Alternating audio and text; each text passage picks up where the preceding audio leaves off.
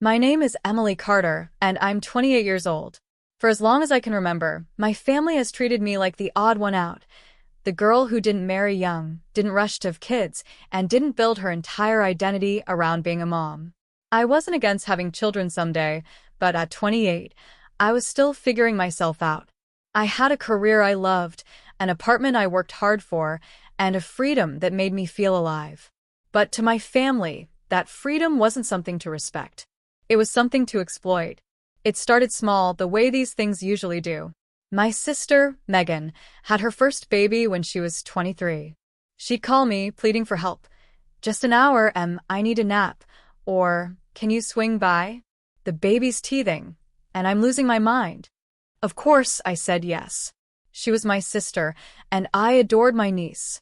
But what began as once in a while quickly became every week, then multiple times a week. At family gatherings, I'd hear the same line over and over. "Emily can do it. She's child-free." As if those two words, child-free, erased my time, my commitments, my exhaustion. My mom would nod approvingly at Megan and my brother Jason, who both had kids, while rolling her eyes at me. "You're the one with all the free time," she'd say. "What else are you doing?" The truth? A lot. I worked as a freelance graphic designer, juggling multiple clients. Some days I was buried in projects from sunrise to midnight. But try explaining deadlines and client demands to a family that only measured responsibility by how many kids you had. To them, my job wasn't real, my time wasn't valuable, and my boundaries didn't matter. One Christmas, the pattern became painfully clear. We were all sitting around the living room, wrapping up dinner, when Megan's two toddlers began to cry. She turned to me without hesitation. "Emily, can you take them upstairs and get them settled? You're so good with them, and honestly, you don't have anything else to do tonight." The word stung. I looked around the room, my parents, Jason, even his wife, all nodding like it was obvious. Like my presence there wasn't as a guest, a daughter, a sister, but as the unpaid babysitter. I swallowed my frustration, forced a smile, and did as I was told. But inside, something cracked. Over the years, it only escalated. Jason and his wife started dropping their kids off at my apartment without warning. Just for a couple hours, that stretched into whole days. Megan would text me at 6 a.m. "Can you come by? I need a break." Sometimes I'd cancel my own plans because guilt wrapped around me like chains. But what hurt most wasn't the babysitting itself. I loved my nieces and nephews. What hurt was the way my family dismissed me, as if I had no life of my own. As if being child-free meant I didn't deserve respect. I'll never forget one Sunday lunch. We were all crammed around my parents' dining table when Jason joked, "Emily should really start charging for all this babysitting." "Oh wait, she doesn't have kids, so she doesn't need the money." Everyone laughed, except me. My mom patted my hand condescendingly and added, "Sweetheart, you should be grateful. Watching the kids gives you practice for when you finally settle down." That word, finally, burned. As if I were behind. As if my life wasn't full unless I had children. I felt the walls close in around me that day. Their laughter, their dismissive smiles, the way my voice never seemed to matter. I went home, sat in my apartment, and stared at my empty calendar. Not because I didn't have work, but because I'd canceled my own weekend plans to watch Megan's kids the day before. And then it hit me. Maybe they were right. I had been babysitting like it was my duty, my unpaid obligation. I'd been playing into their belief that my time wasn't worth anything. But that was about to change. Because the next time they told me to babysit just because I was child-free, I had a reply waiting for them. And, trust me, they couldn't afford it. The first time I tested my new approach came sooner than I expected. It was a Friday afternoon, and I had just settled into a Zoom call with a new client, a big one. If I landed this project, it could carry me financially for the next 3 months. My phone buzzed mid-presentation. "Megan." I ignored it, focusing on explaining my design proposal. But she called again. And again. I finally muted myself and whispered, "What, Megan?" Her voice was frantic. "Emily, please. I need you. The twins are wild. I can't handle them right now. Just come by for a couple of hours." I closed my eyes, my patience unraveling. I wanted to scream, "I'm working, Megan. This is my job, my livelihood, the thing that pays my rent." But I knew if I said that, she'd sigh dramatically, mutter something about, "Must be nice to sit at home on your laptop," and hang up. So instead, I took a breath. "I can come by, but my time isn't free anymore." Silence. For a second, I thought the call had dropped. Then Megan laughed, sharp and incredulous. "What are you talking about? You're my sister." "Exactly," I said firmly. "I'm your sister, not your nanny. If you want me to babysit, I'll need $25 an hour." Her gasp was audible. "Are you kidding me? Families don't charge each other. You don't even have kids. It's not like you have anything better to do." And there it was, the dagger she always twisted. But this time I was ready. "I do have things to do, Megan. I have clients. I have a life. And if you want my help, it's going to cost you. Otherwise, you'll need to figure it out yourself." Her tone turned icy. Wow. "I can't believe you. You've really changed, Emily."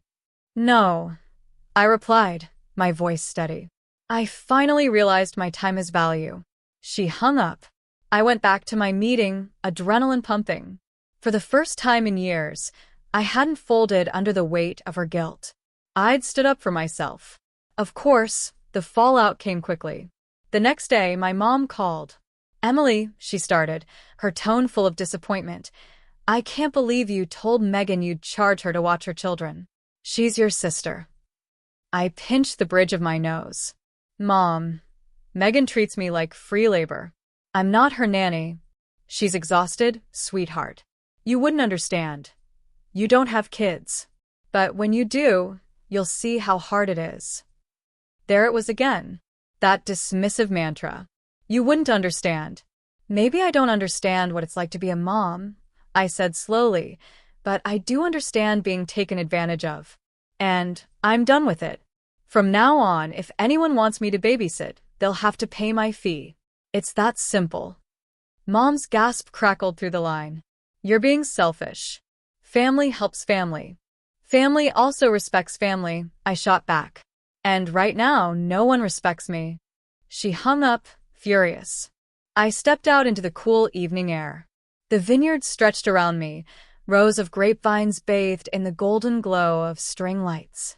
It should have been beautiful, but all I felt was the echo of those words. I gripped the railing, my knuckles white, trying to steady myself. I wasn't sure how long I stood there before I heard footsteps. "Rachel," Emily's voice came softly. She stepped onto the patio, her ivory dress trailing behind her. "I'm so sorry. I don't know what's wrong with him. He had no right to say that." Tears stung my eyes, but I shook my head. "No right? He's been saying things like that my whole life. Just never, not like this." Not so publicly." Her face fell. "I know he's hard on you, but hard on me," I snapped, bitterness cutting through my pain. "He's hated me since the day I was born. I've spent 29 years trying to be good enough for him, and tonight he made it clear. Nothing I do will ever matter." She reached for my hand, but I pulled it back. "Why are you still alive, Rachel?" I whispered the words again, tasting the poison of them. "At your wedding, in front of everyone, he decided that was the one thing he needed to say to me. Do you understand what that means?" Emily's eyes filled with tears. "I'm sorry," she said again, her voice small. But apologies wouldn't fix this. Behind us, the music picked up again. The band, unsure what else to do, resumed playing softly, as though trying to erase the moment. Guests laughed nervously. Glasses clinked again. But I knew it wasn't erased. Everyone had heard it. Everyone would remember it. I straightened my shoulders, forcing myself to stand tall. If I broke down now, I'd give him exactly what he wanted, proof that I was weak, unworthy, disposable. No. Not tonight. I wiped my eyes and walked back into the reception hall. Heads turned, whispers swirled, but I held my head high. Claire was standing near the bar, her arms folded tightly. When she saw me, she hesitated, then walked over. "Rachel," she said quietly, "don't take it personally. He's been drinking. He didn't mean it." I let out a bitter laugh. Didn't mean it? Claire, he's been saying things like that for decades. This time, he just made sure everyone heard. She opened her mouth, then closed it again. Finally, she said, "You always overreact." My chest tightened. Overreact. That was the word they always used when I dared to speak up about the way he treated me. Overreacting meant my pain wasn't real. Overreacting meant my humiliation wasn't valid. I clenched my fists, forcing myself to stay calm. No, Claire. This time, I'm not overreacting. This time, everyone saw the truth. I turned and walked away before she could reply. For the rest of the night, I played the part of the ghost again. I smiled politely, clapped when speeches were made, danced briefly when Emily pulled me to the floor. But inside, I was burning. Every time I caught someone glancing at me with pity, the fire grew hotter. Every time I saw Dad laughing with a group of men at the bar, as though nothing had happened, the fire grew stronger. By the time the evening ended, that fire had transformed into something new. Something sharp. Something unyielding. Revenge. Not the kind with shouting matches or public scenes. No, my father would only dismiss that as weakness. I wanted something deeper. Something that would make him feel, for once, the weight of the cruelty he had carried so easily all these years. As I drove home in the quiet darkness, my reflection in the windshield looked different. Stronger. He had tried to erase me with his words. But instead, he had written the beginning of my reply.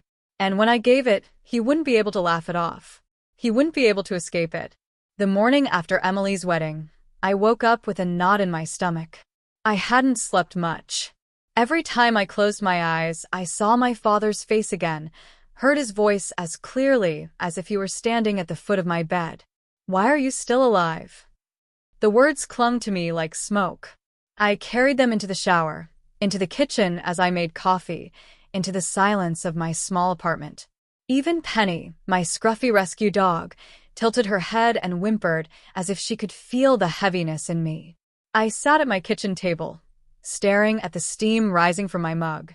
My phone buzzed on the counter. Messages had been piling up since last night. Some from relatives who'd been at the wedding. "Are you okay? Don't let him get to you. He's old, he didn't mean it." Others from friends who'd already heard whispers. "I can't believe he said that. Do you want to talk?" And one from Emily. "I love you."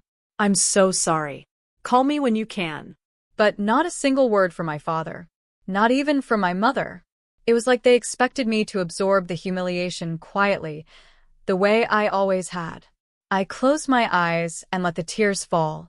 Not just for the wedding, not just for those cruel words, but for every time I had been dismissed, overlooked, compared, belittled. Claire's graduation party where Dad toasted her achievements and forgot to mention I had earned straight A's that year. Emily's birthday when he bought her a necklace, while I got a paperback novel he clearly hadn't wrapped himself. The countless family dinners where my attempts to speak were drowned out by louder voices and sharper smiles. A lifetime of being invisible. I wiped my eyes and stood. No. This time would be different. I wasn't that timid girl anymore, shrinking under the weight of his disapproval. I was 29. I had a career, a life, independence. I had survived heartbreak and loneliness. I had built something for myself despite him. And now he would know it. A few days later, I met Emily for lunch. She chose a quiet cafe downtown, hoping, I think, that the soft clatter of dishes and the hum of conversation would make it easier to talk. She hugged me tightly as soon as I walked in. "I've been worried about you," she said. "I'm fine," I lied. She studied me with those clear blue eyes we shared from Mom's side of the family. "No, you're not." I know what he said. I heard it. And I still don't understand. Why would he say something so cruel? I let out a bitter laugh. Because that's who he is. He's always hated me, Em. You just never saw it the way I did. Her smile faltered. I knew he was harder on you. But hate? Rachel. Think about it, I pressed. He praised Claire for everything. He coddled you. But me? I was never enough. Not smart enough, not pretty enough, not obedient enough. And now, He's decided I don't even deserve to exist. Emily shook her head, tears forming. That's not true. It is, I said flatly. And you know what? I'm done pretending it isn't. She reached across the table, gripping my hands. So, what are you going to do? I stared at her, the weight of the question sinking into me. What was I going to do? Walk away forever? Cut them all out of my life? Or face him, finally, and tell him the truth he never wanted to hear? The answer formed slowly, but surely in my chest. I'm going to make him see me. For once in his life, he's going to see me. That night, I pulled out an old box from the back of my closet. Inside were scraps of my past, school awards, photos, letters, little reminders of a girl who had tried so hard to be noticed. I held up my high school honor roll certificate, yellowed with age. Dad hadn't even come to the ceremony. It's just paper, he'd said when I showed him. But he had framed Claire's soccer trophies. Next, a photo of me in my college graduation gown. He hadn't come that day either. Said he was too busy. Yet he'd flown across the country for Claire's law school ceremony. And then, at the very bottom, a note from Mom written years ago. I'm proud of you, Rachel. Don't let anyone make you think otherwise. Tears filled my eyes. I clutched the note to my chest, the words soothing wounds that still ached after all these years. I realized then that I had been carrying evidence all along. Proof that I had been worthy, that I had worked, that I had lived. And if he couldn't see that, maybe it was time I forced him to. 2 weeks later, my chance came. We were gathered at Claire's house for a family dinner. She liked to host, showing off her spacious home and well-decorated dining room. The table was set with candles and crystal glasses, the air filled with the smell of roasted chicken and rosemary. I walked in with my box tucked under my arm. Claire smiled tightly. Emily hugged me. Mom gave me a nervous glance. And Dad? He looked up from his glass of scotch, his lips curling into a sneer. Well, he said. Look who decided to show up. I ignored the jab and took my seat. My hands trembled under the table, but I kept my back straight. Dinner began with the usual chatter. Claire talked about work, Emily about her honeymoon plans. Dad interrupted often, his voice booming, his laugh filling the room. I waited. When the plates were cleared and dessert was served, I placed the box on the table. What's this? Claire asked, frowning. Something Dad needs to see, I said, my voice steady. Dad chuckled. What? More junk from your little collection. Spare us, Rachel. I lifted the lid and pulled out the honor roll certificate, laying it on the table. Do you remember this? High school, junior year. You didn't come. He rolled his eyes. Because it didn't matter. Next, the graduation photo. College. You didn't come then either. He snorted. A social work degree. Hardly worth the trip. Finally, the note from Mom. I placed it gently in front of him. And this. Do you know why she wrote it? He shifted uncomfortably. Because she knew you never would. My voice rose, trembling with anger. You've spent my entire life treating me like I'm invisible. Like I'm worthless. Like I shouldn't even exist. And at Emily's wedding, you said it out loud. You wanted me gone. You wanted me erased. The room was silent. Emily's eyes brimmed with tears. Claire's fork clattered against her plate. Mom sat frozen, her hands clasped tightly in her lap. I leaned forward, my hazel eyes burning into his. But here's the truth, Dad. I am alive.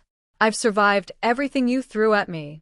I've built a life without your approval, without your support, without your love. And I will keep living, with or without you. For once, he had no reply. His face was pale, his jaw tight. The man who always had a comeback, always had a sneer, sat in stunned silence. And for the first time in 29 years, I felt something shift. He couldn't erase me anymore.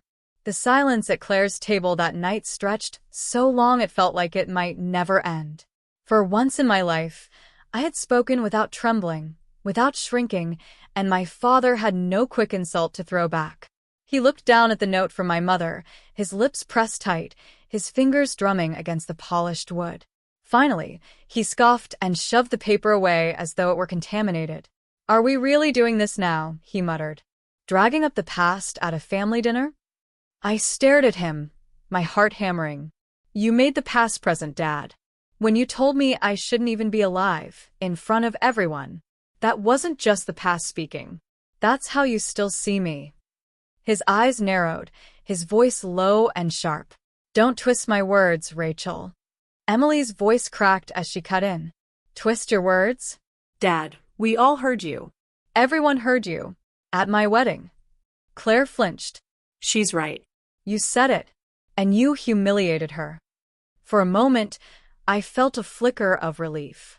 My sisters were finally seeing it, acknowledging it out loud. But Dad wasn't used to being challenged. His face reddened, his voice rising. I had a drink too many, he snapped. It was a slip of the tongue. She knows I didn't mean it. I laughed bitterly. Didn't mean it? You've spent 29 years proving you did. Every insult, every dismissal, every cold shoulder. You've been telling me my whole life I'm nothing. At the wedding, you just stopped pretending. He slammed his fist against the table, the glasses rattling. Enough. I will not sit here and be attacked in my own family. But Emily's hand shook as she set her fork down. Dad, it's not an attack. It's the truth. You've been cruel to her. To Rachel. My father's eyes swept the table, landing on Mom. Say something, he demanded.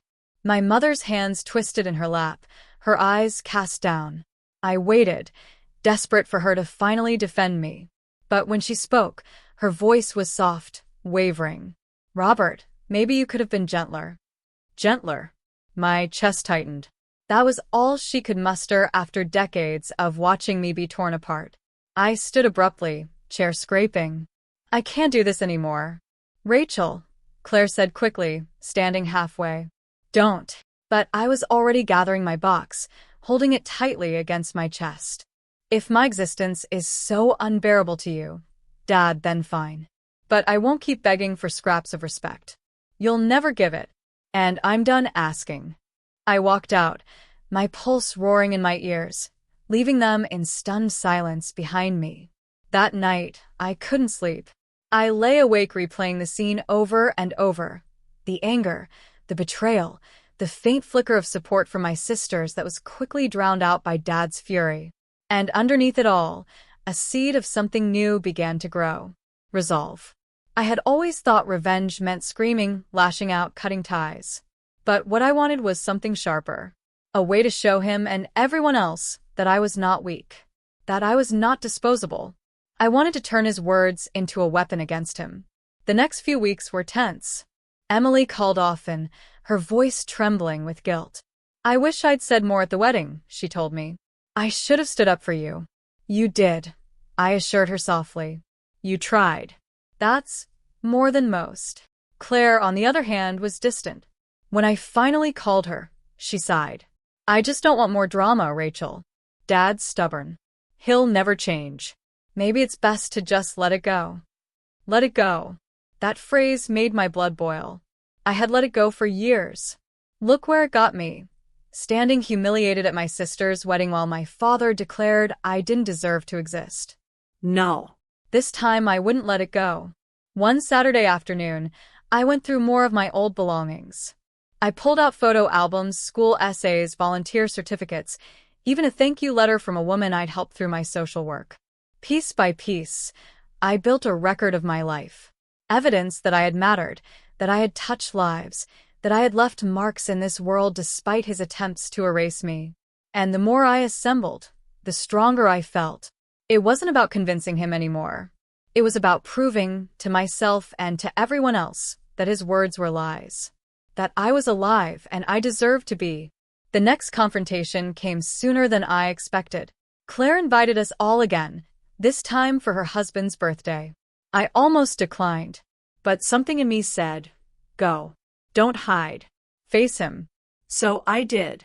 I walked in wearing a simple emerald dress, my hair pinned back, carrying myself tall. I wasn't going to shrink. Not this time. Dad was already there, holding court with a group of relatives. When he saw me, his smile faltered. Well, he said loudly. Look who's still around. A few people chuckled awkwardly, unsure how to respond. But instead of flinching, I stepped forward. Yes, Dad, I said clearly, my voice steady. I'm still alive, and I'm not going anywhere. The room went quiet. He blinked, surprised, and used to me answering back in public. I held his gaze, my hazel eyes unyielding. The question isn't why I'm alive. The question is why you're so bothered by it. Gasps rippled through the room. My sisters stared wide-eyed. Mom's face drained of color. And my father's jaw tightened, his knuckles white around his glass. But he said nothing. For once, I had silenced him. I didn't stay long after that. I mingled politely, hugged Claire's husband, and left early. But as I walked out into the night, my heart was pounding, not with fear this time, but with triumph. Because the shift had begun. I wasn't just defending myself anymore. I was reclaiming the narrative he had tried to control my whole life. And soon, I would turn his own words into his downfall. The weeks after Claire's husband's birthday felt strangely different. For once, I wasn't haunted by silence after a confrontation with my father. I wasn't replaying his words over and over until they cut me to ribbons. Instead, I kept remembering his face when I turned his insult back on him. The question isn't why I'm alive. The question is why you're so bothered by it. He hadn't had a comeback. The man who always had something sharp, always had a sneer ready, had been left speechless. That silence was worth more to me than any apology could have been. But silence wasn't enough. I realized then that my father's cruelty had never been private. He humiliated me in front of my family, at weddings, at dinners. He let others believe I was the weak one, the disappointing one, the unnecessary one. So, if I was going to take my power back, it couldn't just be in private. My reply had to be public, loud, undeniable. And the perfect opportunity was coming. A month later, Emily called with news. Mark and I are hosting a summer fundraiser, she said excitedly. It's for the Children's Hospital. We're inviting family, friends, colleagues, everyone. It's going to be big. My stomach tightened. Fundraiser meant speeches. Toasts. And if Dad was there, it meant another chance for him to take the spotlight and act like a benevolent patriarch. But maybe this time, the spotlight wouldn't belong to him. Of course I'll come, I said. In the weeks leading up to the fundraiser, I worked quietly. I pulled together everything I had collected, old certificates, stories from my work, letters from people I'd helped. I wasn't doing it to brag. I was doing it to build the truth. For so long, my father had painted me as the unwanted child, the failure, the mistake. But I had proof that I wasn't any of those things. Proof that my existence had touched lives, saved people, mattered. And when the time came, I wouldn't just defend myself. I would make everyone see. The night of the fundraiser was warm, the vineyard strung with golden lights that glowed against the summer sky. Guests arrived in elegant dresses and pressed suits, laughter ringing through the air. Emily looked radiant, her gown shimmering as she greeted everyone at the entrance. I arrived in a simple black dress, my hair loose around my shoulders, a small binder tucked into my bag. It wasn't flashy, but it carried everything I needed. Inside, I mingled politely, shaking hands, smiling, hiding the storm brewing inside me. And then, of course, my father arrived. He walked in with his usual swagger, shaking hands like a politician, patting shoulders, commanding attention. When his eyes landed on me, his smile flickered, then returned as though nothing had ever happened. "Rachel," he said smoothly, "glad you could make it." I held his gaze. Of course. Wouldn't miss it. His eyes narrowed slightly, as if he sensed something different in me. But he said nothing more. The evening unfolded with music, speeches, and clinking glasses. Emily thanked donors. Mark talked about the hospital. And then, inevitably, Dad rose to give a toast. He tapped his glass, and the room fell quiet. "I just want to say," he began, his voice booming, "how proud I am of this family. My daughters have grown into such remarkable women. Claire, a lawyer. Emily, a devoted wife and now philanthropist. And Rachel." He paused, smiling thinly at me. Well, Rachel is still finding her place. A ripple of polite laughter moved through the crowd. My cheeks burned, but not with shame. Not this time. Because I was ready. I stood before he could continue, my glass in hand. Actually, I said loudly, my voice steady. I'd like to say something too. The room stilled. All eyes turned to me. My father's brows knitted, his lips pressed tight, but I didn't sit back down. I walked to the front of the room, my binder clutched in my hand. My heart hammered, but my voice didn't shake. For years, I began, I've been the quiet one in this family. The one overlooked, dismissed, compared. At my sister's wedding, my father asked me, in front of everyone, why I was still alive. Gasps rippled through the room. I saw Emily's face pale, Claire's hand fly to her mouth.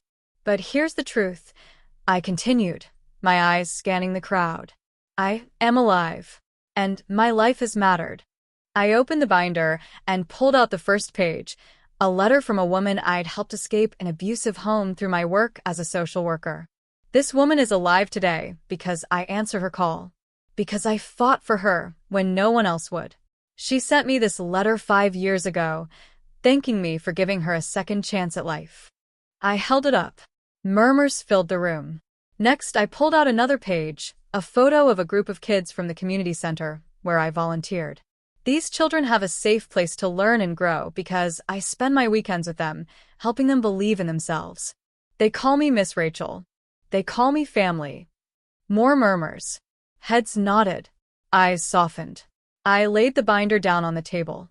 So when my father asked me why I was still alive, I realized something. He has never seen me. He has never valued me. But I don't need his approval, because I know why I'm alive. I'm alive to love, to help, to matter. And I will never apologize for that. Silence. Thick, heavy silence. Then slowly, the sound of clapping. One person, then another. Until the room was filled with applause. I stood tall, my chest heaving, my hazel eyes shining with unshed tears. For once, the spotlight wasn't on him. It was on me. I glanced at my father. His face was pale, his jaw clenched, his hands gripping his glass, so tightly I thought it might shatter. For the first time in my life, he looked small. And I realized then I didn't need revenge. I didn't need his approval. I had already won. Because I was alive. And that was enough. The applause from that fundraiser night still echoed in my ears days later. For once in my life, I hadn't been the quiet shadow in the corner. I had spoken and people had listened. Not just listened, they had believed me. They had seen me. But my father's face in that moment haunted me just as strongly as the applause. The fury in his eyes, the way his jaw clenched so tightly, I thought his teeth might crack. For the first time, he hadn't been able to dismiss me, laugh me off, or cut me down with a sneer. I had taken the one thing he valued most, control, and torn it away in front of everyone. And I knew he wouldn't forgive me for it. The phone rang 2 days later. It was Claire. "Rachel," she said, her tone clipped, "what you did the other night was inappropriate." I froze, the coffee mug halfway to my lips. "Inappropriate," she sighed. "It was a fundraiser. You made it about you. About your issues with Dad." My chest tightened. "Claire, he humiliated me at Emily's wedding in front of hundreds of people." I defended myself.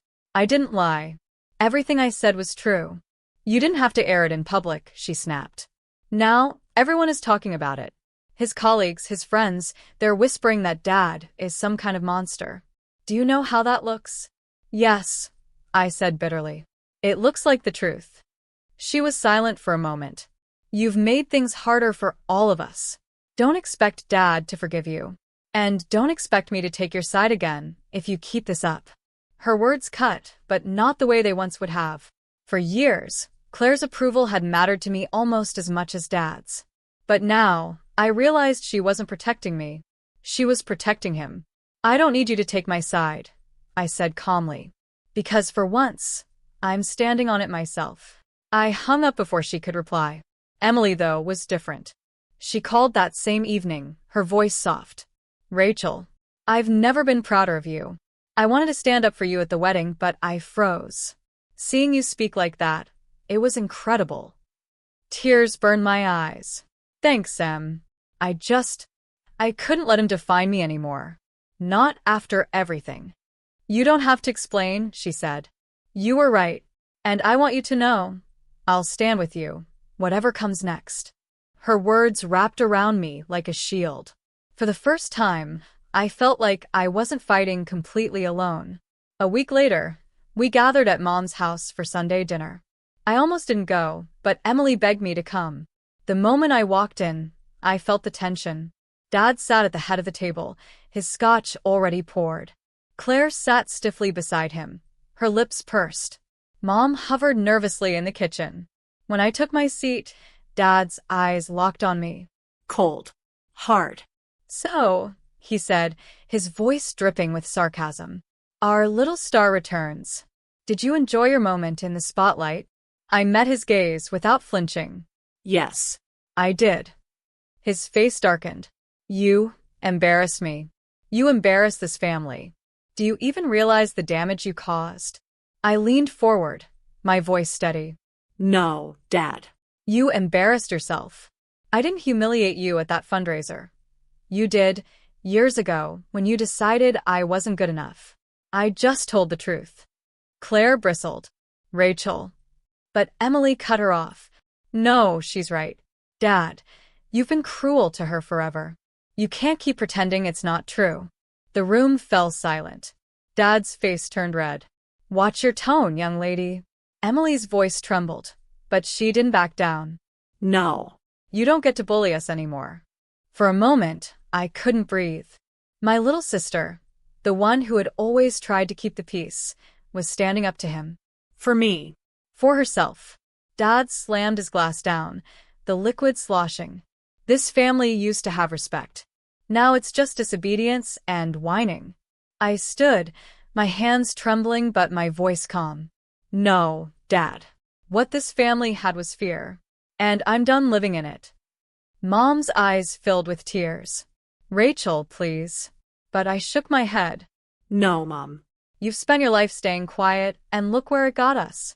He thinks he can say anything, do anything, and we'll just take it. Well, not anymore.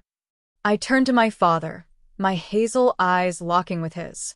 You asked me why I'm still alive. Here's the answer. I'm alive because I refuse to let you erase me.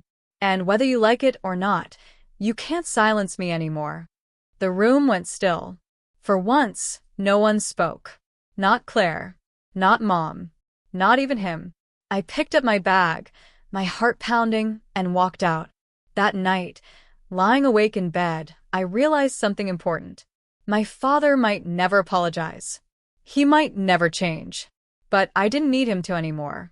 Because the power he once had over me, the power of silence, of shame, of fear, was gone. I had spoken. I had been heard. And that was enough. But deep down, I knew the story wasn't finished. Because men like my father don't let go easily. And I could feel it in my bones, he wasn't done fighting me. What he didn't realize was that neither was I. And the next time, I wouldn't just defend myself. I would end it. The weeks after that Sunday dinner were eerily quiet. Claire stopped texting me altogether. Mom sent only brief, polite messages. Dinner this week? Or hope you're well. Emily checked in constantly, her voice warm with reassurance, but I could tell she was caught between loyalty to me and fear of further fracturing the family. And Dad? Nothing. No calls. No apologies. Just silence. At first, the quiet rattled me. He was the kind of man who never let anything go, who always needed the last word. His silence felt less like peace and more like a storm building on the horizon. I was right. 2 weeks later, Claire invited us all to her firm's anniversary gala, a formal dinner with colleagues, clients, and family in attendance. It's important for me, she stressed when she called. Please don't make a scene, Rachel. Just let's get through it. I almost said no. The thought of sitting across from Dad again made my stomach knot. But then, something inside me shifted. No. This wasn't about avoiding him anymore. This was about ending it. If he wanted to humiliate me in public, if he wanted to wield cruelty as a weapon, then I would show him I wasn't the fragile daughter he thought he could break. I would give him my reply. The gala was held in the grand ballroom of a downtown hotel, chandeliers glittering, tables dressed in white linen and gold trim. Guests in suits and gowns mingled, champagne flutes in hand. I arrived in a sleek navy dress, my hair pinned up, my binder tucked neatly in my bag again. I wasn't here to hide. I was here to be seen. Dad arrived late, as always, making sure everyone noticed when he entered. He shook hands, slapped backs, laughed too loudly. He loved rooms like this, rooms where he could pretend he was a man worth admiring. When he saw me, his smile faltered. For a moment, his eyes narrowed, calculating. But then he smirked. "Rachel," he said smoothly, "still hanging around, I see."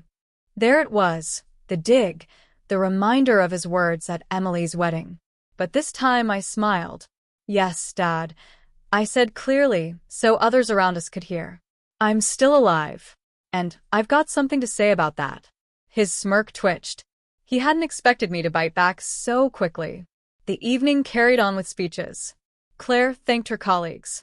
Her husband praised the firm's growth. Dad, of course, stood to toast her, basking in borrowed glory. When he sat down, I rose. "I'd like to say something too." The room quieted. Heads turned. Claire's eyes widened in alarm. Dad's jaw tightened. I walked to the front, glass in hand, my heart hammering but my voice strong. "Many of you don't know me well. I'm Rachel Morgan, middle daughter, the one my father once asked, in front of a room full of people, 'Why are you still alive?'" Gasps rippled through the crowd. Claire muttered my name in warning, but I pressed on. When he said that, I realized something. I had spent my entire life trying to prove to him that I mattered, that I was worth something, that my existence wasn't a mistake. And for 29 years, he refused to see it. But here's the truth. I reached into my bag and pulled out the binder, laying it on the podium. I don't need his approval to know my worth, because my life has mattered.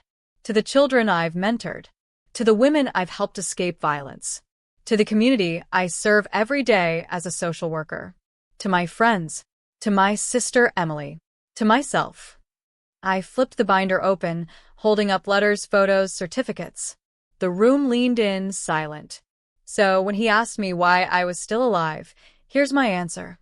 I'm alive because I am strong enough to survive his cruelty. I'm alive because I've built a life of meaning despite him. I'm alive because I refuse to let his hatred define me. I paused, my eyes sweeping the room before landing squarely on his. And I will keep being alive. Loudly. Proudly. Whether he likes it or not. The room erupted in applause. Not polite clapping, thunderous, standing applause. People rose to their feet, cheering, their eyes shining. And my father? He sat frozen, pale, his glass untouched.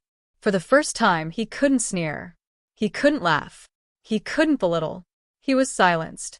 Afterward, guests came up to me, shaking my hand, telling me I was brave, inspiring. Emily hugged me, sobbing into my shoulder. Even Claire, though still tense, whispered, "I didn't know you had that in you." But the moment that stayed with me most was when Mom approached, her hands trembling.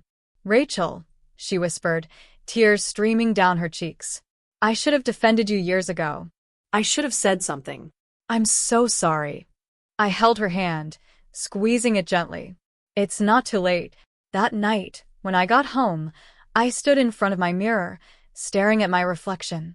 For the first time, I didn't see the unwanted daughter. I didn't see the shadow. I saw a woman who had endured the worst and come out standing. Alive. Not just alive, thriving. And as for my father, his words would follow him, not me. Because now the world knew who he truly was. And that was the sweetest revenge of all.